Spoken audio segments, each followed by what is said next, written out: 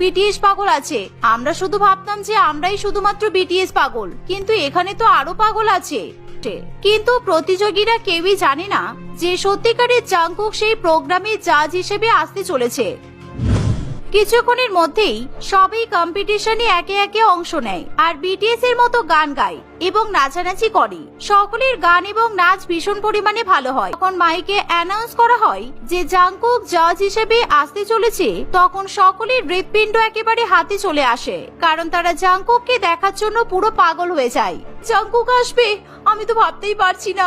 ও মাই god, আমরা নিজেদের চোখে বিটিএস মেম্বারদেরকে দেখবো, এর থেকে ভালো আর কি হতে পারে। প্রচুর পরিমাণে ভিড় জমে যায়। রিনা এবং তার পরিবার সেই ভিড়ের মধ্যে একেবারে চাপা পড়ে যায়। আর কিছুক্ষণের মধ্যেই যখন জাংকুক এসে উপস্থিত হয়, তখন কিছুতেই ভিড় সামলে রাখা যায় না। আর জাংকুক এসেই বিটিএস এর পছন্দের গানে নাচতে শুরু করে।